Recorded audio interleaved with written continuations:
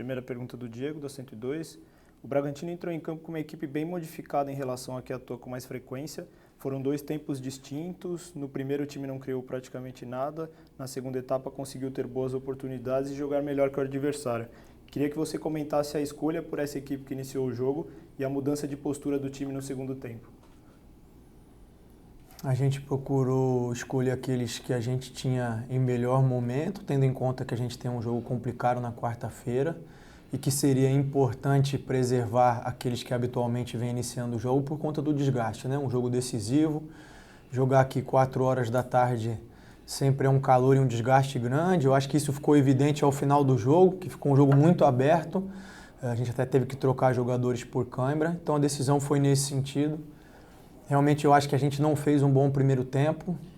A gente sempre tem um planejamento de jogo bastante elaborado, estudo grande do adversário. E é claro que existe margem para questionamento, mas a partir do momento que começa o jogo, ou a gente tem que estar junto para seguir o plano e não foi o que aconteceu no primeiro tempo. E aí eu acho que em função disso a gente cometeu muitos erros e acabou deixando o Fluminense como ele se sente mais confortável, que é para explorar os contragolpes. Foi assim que a gente tomou 2 gols. E eu acho que no segundo tempo a gente mudou o sistema, mudou a postura, mudou a dinâmica e conseguiu equilibrar mais o jogo. Pergunta do Sérgio Loredo, é até nessa linha dos contra-ataques. Você acha que o time no primeiro tempo caiu na armadilha do Marcão, que colocou o time se defendendo e saindo nos contra-ataques e assim encontrou os 2 gols?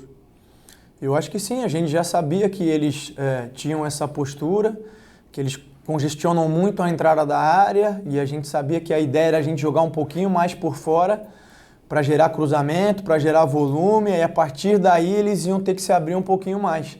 Eu acho que no segundo tempo, quando a gente fez isso, deu certo, mas no primeiro a gente insistiu demais e deu as bolas que eles queriam. Pergunta do Eberson, da 102. Barbieri, o Elinho já foi titular e muito importante em outros momentos, mas teve uma queda de rendimento em alguns jogos.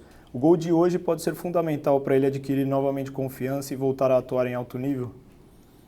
Eu já tinha gostado muito da entrada do Elinho na quarta-feira, eu achei que ele entrou muito bem. Gostei também de muitos momentos da atuação dele hoje. É um jogador que vem crescendo novamente e continua sendo um jogador muito importante para a gente. Pergunta do Rodrigo, do Correio de Atibaia. Qual foi a orientação no intervalo que ligou mais o time no jogo e melhorou a criatividade em campo? E se a entrada do Everson ajudou, além da orientação? Foram várias. A primeira é que a gente tinha que evitar essa armadilha deles de querer forçar muito o jogo por dentro e perder as bolas ali numa zona em que é complicado reagir aos contra-ataques. A gente mudou também o sistema e a maneira da equipe funcionar e de se organizar. E além disso, mudou a atitude para conseguir circular um pouquinho mais rápido e gerar melhores chances. Segunda pergunta do Rodrigo. Nos jogos do Brasileiro, antes de partidas pela Sul-Americana, você preservou os titulares. Foram 6 jogos com 4 empates e 2 derrotas. Você imaginava que poderia ter somado mais pontos nesses duelos? Sim, imaginava que sim. Pergunta do Bruno da Alfamix. Como você avalia o jovem Cristiano, se ele já está preparado e fica em definitivo para ter mais oportunidades no time profissional? Por enquanto ele está treinando com a gente, permanece assim até o final da temporada. Eu acho que para uma estreia, para um momento de pressão, ele teve um bom comportamento. É claro que tem coisas a melhorar e evoluir. Acabou saindo muito mais por uma questão de cãibra no final, mas eu avalio como positiva a atuação dele. Pergunta do Silvio Loredo. A entrada do Everson e a mudança de posicionamento do Cristiano na segunda etapa reforçaram as laterais e ajudaram na melhora do time. Como você avalia esse item?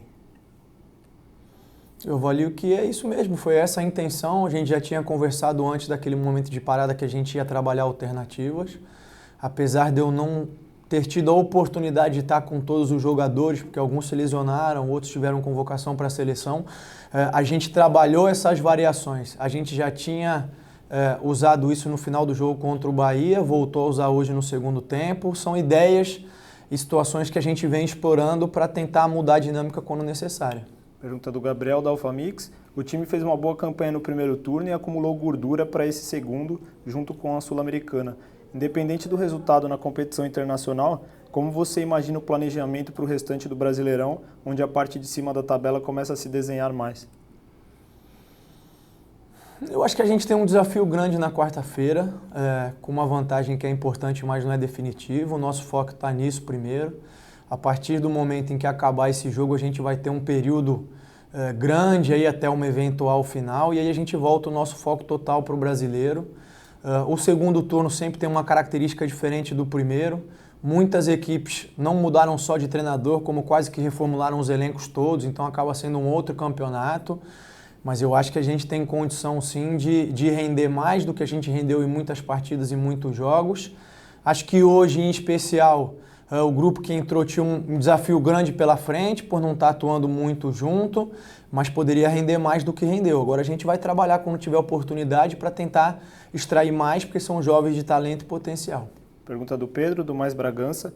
A vantagem na Sul-Americana te deixou mais confortável para começar a partida de hoje com esse time que vinha jogando menos? E se com esse elenco é possível brigar pelas duas competições ao mesmo tempo? Não, a vantagem não teve nada a ver com a minha decisão. Eu acho que a minha opinião nesse sentido não faz a menor diferença. A gente já falou bastante sobre o projeto do clube, a maneira como funciona. A gente tem jogadores aí, jovens talentos em potencial, né? É preciso botar o em potencial em aspas. E o nosso papel é desenvolver, vai oscilar, as coisas vão acontecer, mas vão amadurecer com isso, jogando e enfrentando os desafios. Pergunta do Tarso, da 102. O Bragantino entrou com a mesma postura de sempre contra o Fluminense e acabou levando 2 gols no primeiro tempo. Nessas circunstâncias, com o time reserva, sem entrosamento e contra um adversário de qualidade, por que não ser mais defensivo? Porque se a gente esperasse o Fluminense, a gente ia colocar o Fred numa situação de estar jogando dentro da área, onde é o habitat natural dele, onde ele consegue fazer mais diferença, contra 2 jovens zagueiros e acabar cedendo a iniciativa ao Fluminense. A gente entendeu que, até como eu falei anteriormente, por estarmos falando de um projeto de desenvolvimento, a gente precisa preparar esses jogadores para atuarem da maneira que a gente atua quando eles tiverem a oportunidade, né? Talvez se fosse uma decisão, um jogo em que se encerra ali a questão, talvez a gente pudesse adotar uma outra postura, mas a ideia, como eu disse anteriormente, é dar a oportunidade e colocar esses jovens jogadores para desempenhar mais próximo daquilo que é a nossa identidade. É ali que a gente vai conseguir fazer as avaliações de forma mais segura e ter respostas para o futuro. Pergunta do Diego. O Bragantino anunciou a contratação do Miguel. O que você pode falar sobre o jogador e quando pretende utilizá-lo? Miguel é mais um jovem talento de muito potencial, ainda não conseguiu fazer essa transição da base ao profissional com segurança, embora já tenha jogado alguns jogos. Vem de um tempo de inatividade muito grande, então está num momento agora de consolidar um pouquinho mais uma base física. Ele sequer treinou com bola comigo ainda. A partir desse momento, aí eu consigo dar uma resposta um pouquinho mais conclusiva sobre quando será possível a gente estar contando com ele durante os jogos. Pergunta do Eberson. Barbieri, o Braga sempre teve como característica principal a transição rápida para buscar o ataque. Você acredita que esse ponto será fundamental para o jogo de quarta e o que você espera dos 15 minutos iniciais em Assunção por parte do Libertad? Espero muita pressão, espero um jogo difícil, de muito contato, o adversário tentando se impor fisicamente, né, e fazendo um jogo mais direto. A gente tem que estar preparado para isso. É claro que eles têm ciência também de que vão acabar cedendo espaços para nós, mas aí nisso eles não têm mais nada a perder. Cabe a gente procurar ser efetivo para aproveitar esses espaços e aí tornar o desafio deles ainda maior. E para terminar, nessa linha do que você já respondeu, Paulo do Mercado do Futebol, já poupando alguns titulares na partida de hoje, com qual proposta e postura de jogo a equipe vai para o Paraguai enfrentar o Libertad? Vai com a proposta e postura de jogo que a gente vai desenhar a partir de hoje, vai conversar com os jogadores, deixar tudo muito alinhado para que a gente faça o melhor jogo possível lá. Tá ótimo, obrigado, Nunes. Valeu.